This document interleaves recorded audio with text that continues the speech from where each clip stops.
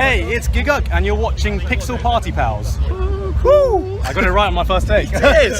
Right, hey guys, how are we doing? Back with another video from Giguk, and today we're checking out This Is What Happens When Anime Is Real. I'm just going to get into it, because everyone always loves the idea of anime being real, but have you ever thought about Attack on Titan? Anime was real. Like, come on. Oh my god, I just wish it was true.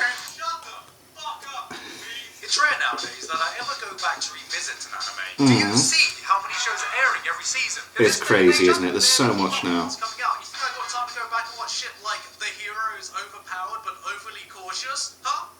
I really want to watch that. Who still thinks about this? We're all consuming so much media now. There's a lot out there, Jesus Christ. If you found something good at the moment, you can't always predict when something will actually stick with you because we move on so fast. Yeah. But there is a show that's living rent-free in my mind, refuses to leave even years after it's aired now. A show so unique, so batshit insane, explored a premise I've never seen in anime before and since. A show that seemingly everyone around me has already stopped talking about and moved on from. Interesting. So, What's this? I don't know why I couldn't do the same. I tried seeing if it was actually as good as I thought it was, and deserving to stick on in my memory. And upon my rare second viewing, I realised I was wrong. It was so much better. Oh damn, what is this?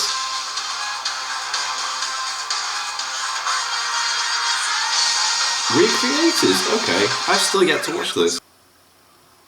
What would the world be like if fiction became reality? Oh, okay. 1秒あれば世界は変わるのだ This is a question so unexpectedly. This is on Amazon Prime, isn't it? I'm pretty sure. Right into an anime that he's watching. But wait, hold on. He gets transported back and finds out that the anime characters have come with him. Oh. So the characters from all sorts of anime, Cool. games, manga, genres start appearing in the real world Wow. and start duking it out. It's an all-out brawl. The fantasy knife starts flying around in our reality. This mage summons Gate of Babylon, except it's got bloody rocket launchers. Fucking magical girl appears. How cool is this concept? Now I know what you're thinking. It's boss, that's awesome. Talking about another isekai.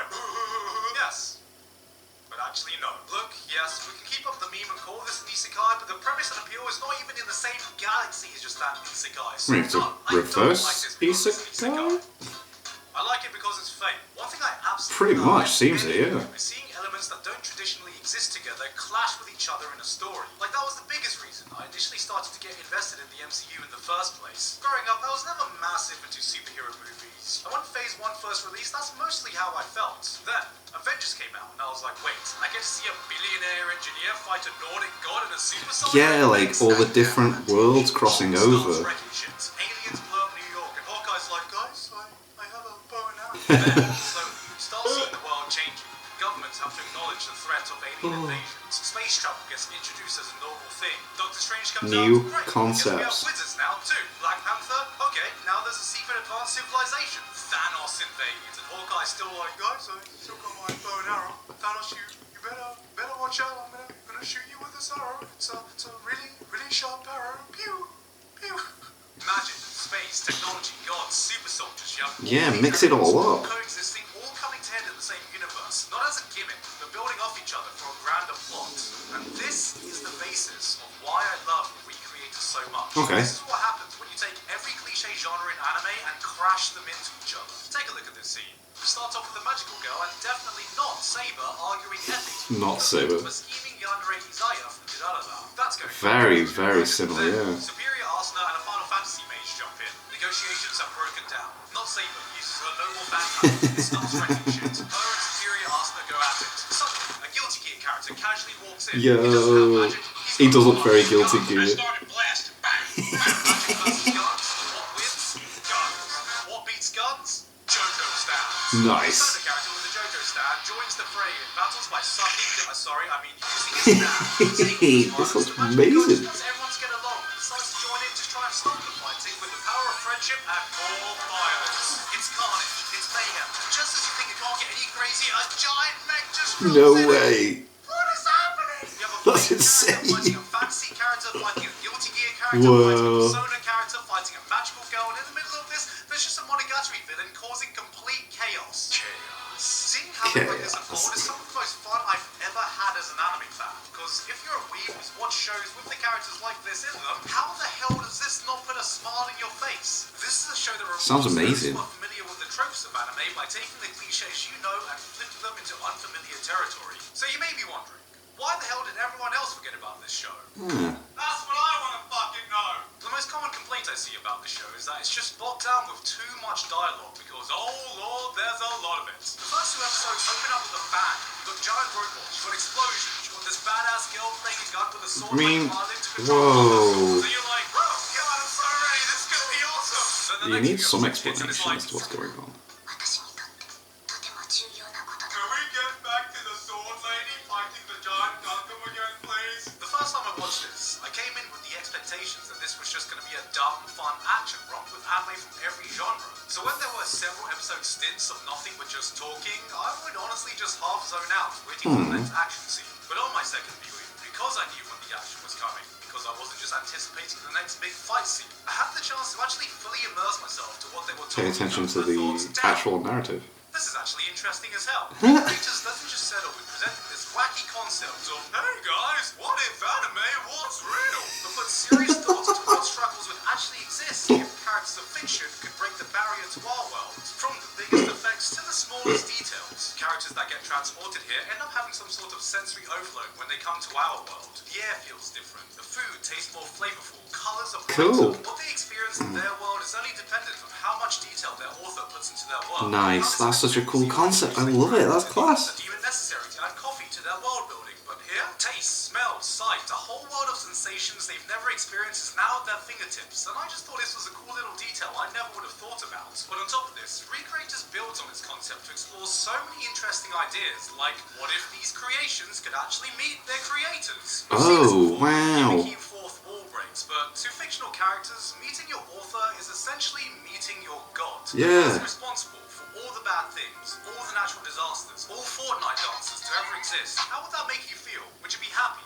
in awe, angry, knowing they allowed Sasuke to do this? How would you feel if your god didn't even care about their own story and only did it for money? How would you feel if your god was a Wow. pervert and you were only created as an object of sensual desire? How would you feel if you met your god only to find out they were a devil, knowing that you were a character in a tragedy? Seeing these creations cope with the This fact that their sounds god was not a amazing. god, but in fact so disappointingly mortal, and their entire lives were just stories played out for entertainment, was an aspect that added so many fascinating angles. Every creation shares a different dynamic with their creator. Some came to resent their creators, some formed a pseudo-parent-child bond, some just chose to ignore it and take a deep puff of some of that good copium. And this takes Nice. the archetypes these characters were based on in so many interesting directions. Take Mamika, the magical girl. Right in episode 2, we find out magical girls are packing something heat. Her Damn. only friendly magic starts fucking shit up. Buildings are erupting, Whoa. there are explosions everywhere. She almost kills a guy. People are fucked. Then afterwards, she looks around and is like, oh my god, who did this? You did this! You caused all this collateral damage! Oh, wow. What the fuck is collateral damage? She comes from a children's show where there is no violence and every problem is solved by the power of friendship. So when she finds out she can cause serious harm and not all conflicts can be solved by telling people to get along, she's just like, That can't be right. Yeah, whoa. This is a character that's completely out of her depth, but through these interactions, she starts to learn a new worldview. She changes her perspective, changes her approach, realizes the world is more complicated than it is in a children's cartoon, and eventually starts taking actions in a way her original archetype never would have, while still remaining the same core character of wanting to save the people around her. This is something that rings true for every creation we see in the show. Alistaria, a righteous fantasy knight understanding a world where justice isn't just black or white. Blitz, a character who has to come to terms that he was created for the sole purpose of suffering. Celestia, Kania, Damn. Magane, character archetypes we recognize are forced into situations we would never usually see them in, and because of that they can slowly change into far more interesting characters than they ever would have got the chance to in their original stories. It's shit like this that had me hooked the entire run, where most shows would take this premise and go, anime characters in real life, duh. Recreator sits down and goes, okay, what if that one person was like this, or that character was like that? How would they react? How does that change the dynamic? And They that's actually what pay comes down attention to The their characters. show That's is amazing. buzzing with so many unique concepts that takes advantage of this insane premise. The action can be high-octane, turbo-fisto fun, but at the same time, it's a series that's not afraid to just sit down and spend some time chilling with the characters just struggling to live in the world. Does this make up for all the excessive dialogue?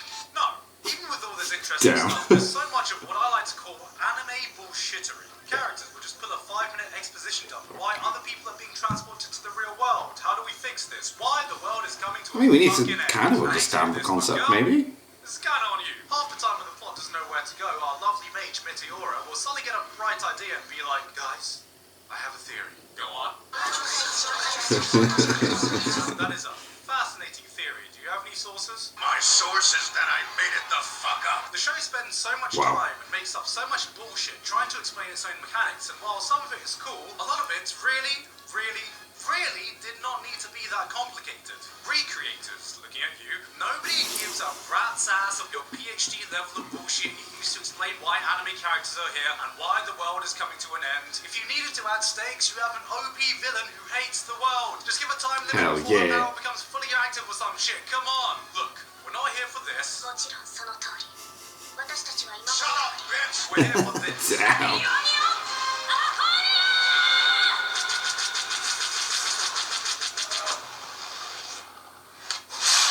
There are some other Whoa. things as well, like Magane's power makes no sense and is just broken in every way. The final conclusion takes so much suspension of disbelief and it's just anime bullshittery shot up into the fucking stratosphere, but honestly, I don't really mind. The more time passes, the more I've just appreciated what this series tried to do. And watching it again made me rethink some of the things I thought I hated about it. I remember the first time I watched this, I absolutely despised Sota. Sota is a shriveled scrotum of a protagonist. Oh, Early on we find out that he knows the origin wow. of the villain everyone's trying to find out about, and he just does nothing. Doesn't tell anyone, doesn't do anything. Oh. The plot goes on standstill just for him. And I remember the first time I watched this, I was fuming, livid, that this Shinji-ass motherfucker was taking up valuable screen time when I could be watching a giant robot turbo fist a fucking flying knife. But then you find out the reason for it, and I was like, oh, I think I get it now. Sota isn't a hero like the characters he's standing next to.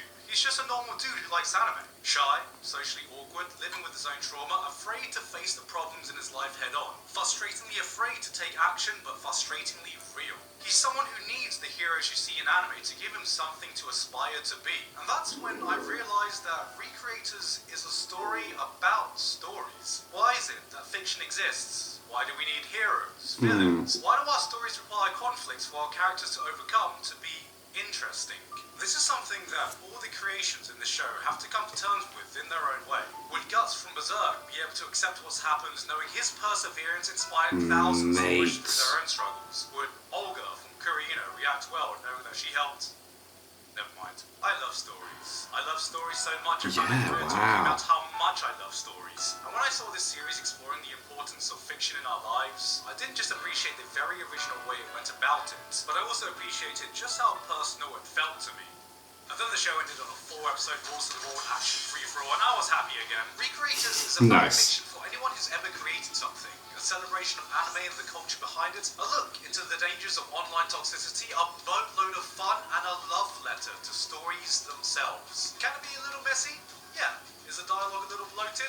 Yeah. Is the pacing a bit off? Yeah. But now I've just come to value something that so specifically speaks to my tastes, even if the execution isn't perfect. A 7 or 8 out of 10 show that appeals to me is, in my opinion, more important than a perfectly crafted 10 out of 10 classic that doesn't. And that's why I'll always choose something like Tales of Arise over The Last of Us, Scott Pilgrim over The Godfather. Hell, it's why I'm so addicted to Genshin, even though I know I can clown on this game for fucking days. A show like this was never going to be super popular or go down as a critically acclaimed classic, but it's a series brimming with so many interesting ideas, so many original I'm gonna have concepts, to check so this many fun out. moments that never failed to put a smile My on my face, God. and a core Looks that amazing. speaks to my love of fiction. There is no other anime like Recreators. Nothing else I can recommend to you. This was a batshit crazy idea for a show, and somehow someone was equally batshit crazy enough to approve it. Give me a choice of a popular, highly acclaimed anime like Jujutsu Kaisen or Recreators, and I choose Recreators every Damn, time. alright. We've seen variations of this show before. Yeah, true. Bleach or Yu Yu Hakusho, and no, I'm not calling them the same show, but you know what I mean. Fuck, just look at the beginning of Chainsaw Man right now and tell me the premise and plot structure isn't almost identical. There's gonna be more Jujutsu Kaisens in the future, there's gonna be more My Hero Academias in the future, there's gonna be more Narutos in the future, Yeah. but there's only ever been one Recreators. Damn.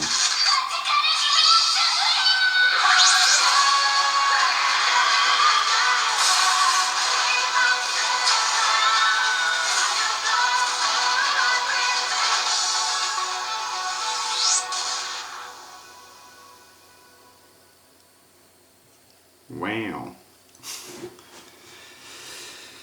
Damn. I'm gonna have to check that out. That looks absolutely awesome. That's such an interesting concept. And even if it's not like you said, even if it does fall off and that, I feel like it'd be worth watching just to see how it all plays out. Yeah, glad I checked that out. Don't worry, I'm going to be checking out that Seth the Programmer SpongeBob Goku video next. But anyway, thank you to my patrons. If you want to have your name at the end of every video I upload, links to the Patreon page. $1 or more is all I help support the channel. That's greatly appreciated. Thank you guys very much for that, and thank you all for watching. What do you guys think of that? What do you guys think of this? Click like, subscribe, and leave comments down below, and let me know that I should watch this in future videos. I'll see you guys next time.